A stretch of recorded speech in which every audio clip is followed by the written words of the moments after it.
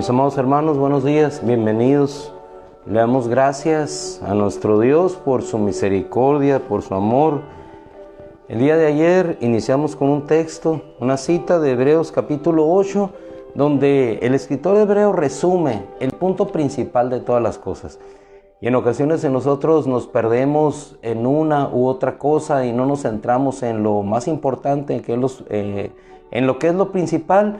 Pues nos desviamos no solamente del propósito de las cosas que tenemos aquí en la tierra, sino nos desviamos también del propósito que es para nosotros en la eternidad. La iglesia neotestamentaria, en un inicio, empezaron a servir a las mesas. Los apóstoles, ante las necesidades que se presentaban, empezaron a atender aquellas necesidades. Pero el punto principal, en cierto momento, recapacitando ellos, se dieron cuenta que lo más importante era ciertamente atender las necesidades de los hermanos, las necesidades de las viudas, de las helénicas, de las judías.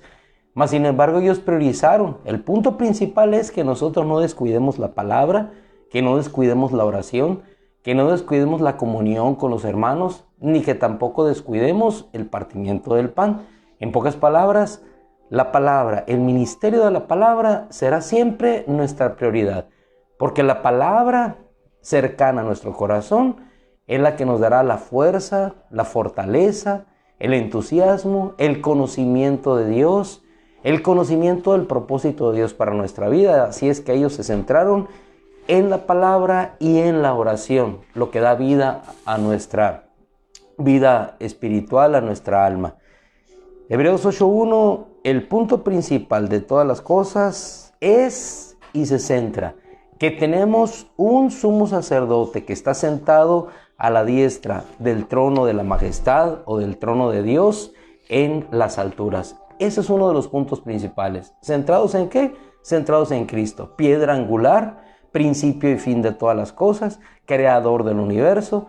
Por medio de Él fueron creadas todas las cosas, todo es por medio de Él y todo es para Él. Ese es el punto central.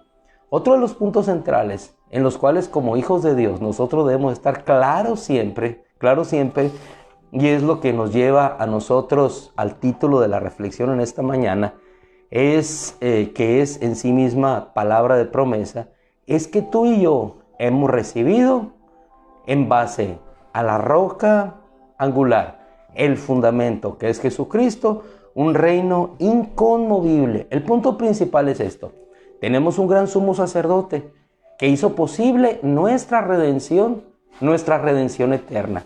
Ese es el punto principal. Ustedes son judíos, tienen el tabernáculo temporal, nosotros pertenecemos a la Jerusalén que está arriba. Hebreos capítulo 12, versículo 26, nos vamos a trasladar ahí para ver otro de los puntos principales en los cuales siempre nosotros debemos estar claros y firmes para que no nos acontezca como aconteció con muchos hermanos del principio y sigue aconteciendo el día de hoy.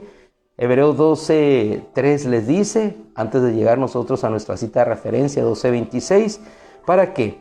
Para que no nos cansemos ni que estemos desanimados en nuestro corazón. ¿Cuántos hijos de Dios se encuentran desanimados? ¿Por qué no encuentran en Cristo, que lo tiene todo, la solución para su vida? ¿Por qué? Porque nos hemos apartado del punto principal, porque pensamos en Cristo para la satisfacción de nuestras necesidades aquí en la tierra. Pensamos en Cristo solamente, como pensaban los hebreos, para las abluciones que en nada resuelven las situaciones de la carne, en pocas palabras las situaciones de la vida. Pero cuando nos centramos en el punto principal, que el Evangelio no solamente es para traernos aquí una vida de propósito y con propósito, sino que el Evangelio resuelve el punto principal de la existencia humana, que es la vida por la eternidad. Entonces nosotros estamos centrados claros en ese punto. Primero es la vida. Podemos tener un cuarto donde vamos a recibir a nuestro bebé, el primogénito o el segundo o los que vienen.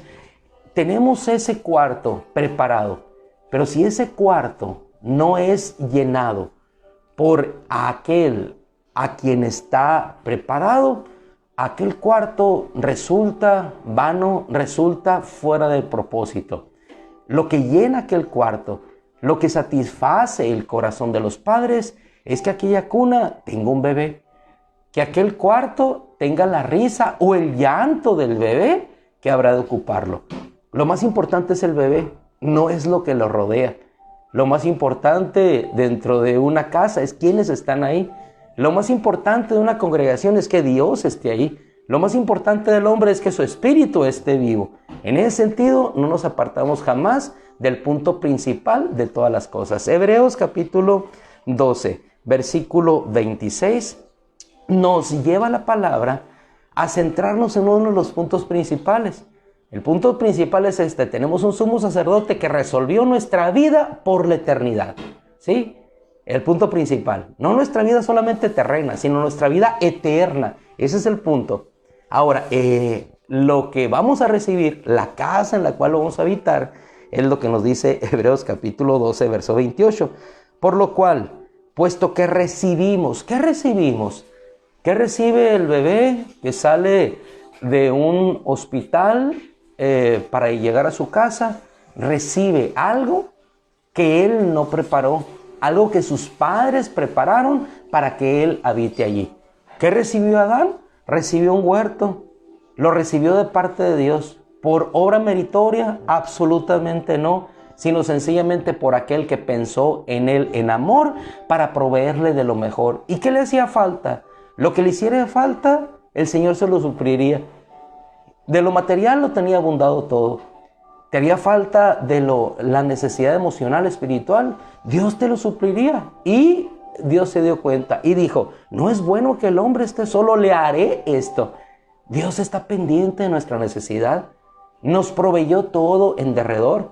Pero lo más importante no es lo que nos provee en derredor, sino lo que necesitamos interiormente. Y solamente eso Dios lo conoce lo profundo de nuestro corazón. Y hasta ahí llega su misericordia y su gracia para proveernos.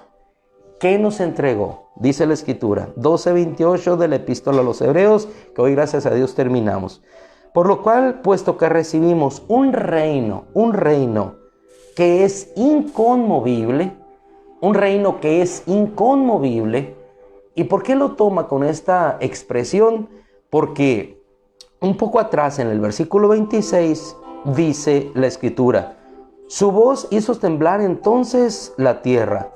Pero ahora Él ha prometido diciendo, su voz hizo temblar la tierra. El Sinaí humeó, tembló. Su voz, al estruendo de su voz, las piedras se partieron. Al estruendo de su declaración, todos se alejaron de aquel monte de santidad. Sin embargo, dice, pero ahora Él ha prometido diciendo, una vez más, yo haré temblar no solo la tierra, sino también el cielo. Y aquí nos damos cuenta de la posición en la cual tú y yo nos encontramos. Estamos migrando de la posición natural a la posición espiritual, del pacto natural de la ley al pacto espiritual, del pacto en la carne al pacto y ministerio del Espíritu. Somos elevados de un espíritu humano a tener un espíritu santo dentro de nosotros. Somos elevados de una creación adámica a la creación, con decirlo con este paralelismo, porque Jesucristo no es un ser creado, a la imagen y semejanza de su Hijo. Es decir, lo creado pasó a ser a imagen de lo increado. El reino conmovible pasó a ser un reino inconmovible para nosotros. Dice, una vez yo haré temblar no solo la tierra, sino también el cielo. Y esta expresión, una vez más, indica la remoción de las cosas movibles como las cosas creadas, a fin de que permanezcan las cosas que son inconmovibles. Esto será removido. Lo humano será removido, el cuerpo terrenal será removido, pero entonces vendrá lo inconmovible, el reino que dice la Escritura enseguida. Dice, puesto que hemos recibido un reino que es inconmovible, demostremos gratitud mediante la cual ofrezcamos a Dios un sacrificio o servicio aceptable con temor y reverencia, porque nuestro Dios es fuego consumidor. En pocas palabras, nuestro Dios lo hará. El punto principal es este. Nosotros tenemos un sumo sacerdote. Segundo punto principal, nosotros hemos recibido un reino que es inconmovible. ¿Y cómo lo hemos recibido? Por una palabra que se convirtió en promesa. Hay palabras en la Biblia, pero hay palabras que son promesa para nuestra vida. Y esta es una palabra de promesa. Nos trasladamos por favor a otra cita que se encuentra en el libro de Romanos capítulo 9, versículo 9, para apuntalar bíblicamente, porque nuestro centro es la palabra, nuestra fuerza es la palabra, nuestro sustento es la palabra, nuestro fundamento es la palabra. Romanos capítulo 9, versículo 9 dice, porque esta es la palabra. La versión griega dice de esta manera, porque esta es la palabra de promesa. Porque esta es la palabra de promesa. Una palabra que se convierte en una promesa. Porque esta es la palabra de promesa. Por este tiempo volveré y Sara tendrá un hijo. Y no solo esto, sino que también Rebeca, cuando concibió mellizos de uno de nuestro padre Isaac, porque cuando aún los mellizos no habían nacido y no habían hecho nada, ni bueno ni malo, para que el propósito de Dios conforme a su elección permaneciera, no por obra, sino por aquel que llama, entonces dijo, el mayor servirá al menor. Y esa palabra se convirtió en una promesa. Por este tiempo volveré. Y efectivamente, volvió y Sara tuvo un hijo, Isaac. E Isaac tuvo dos hijos, Esaú y Jacob. Y él amó a Jacob, aborreció, en pocas palabras, no tomó a Esaú y le dio la bendición a Jacob antes de que naciera. Hemos hablado, bendecidos desde antes en él, con la gracia anticipada que nos fue dada. Hermano, ahora caminamos en el punto conociendo que ese gran sumo sacerdote nos heredó los bienes venideros. ¿Y qué nos heredó? Nos heredó el reino eterno inconmovible. Palabra con promesa o una palabra de promesa, por este tiempo volveré. Y para finalizar, volveré. Evangelio de Juan, capítulo 14, versículo 3, dice la Escritura, y si me voy y preparo un lugar para ustedes, palabra de promesa para nuestra vida, palabra con promesa. Por este tiempo volveré, dijo en Romanos, el Señor Jesucristo, nuestro sumo sacerdote, el Rey consumador de todas las cosas. Me voy, preparo lugar, vendré otra vez y los tomaré conmigo para que donde yo esté, ustedes también estén. Una palabra que se hizo promesa para nuestra vida y que sigue siendo promesa hasta el día de hoy. Volveré. ¿Y para qué volverá? Para darnos un reino que es inconmovible. Un reino que permanece y está en el Rey que es nuestro Dios y Señor, Cristo Jesús, nuestro Señor. Mis amados hermanos, finalizamos con esos dos puntos ayer. Un sumo sacerdote.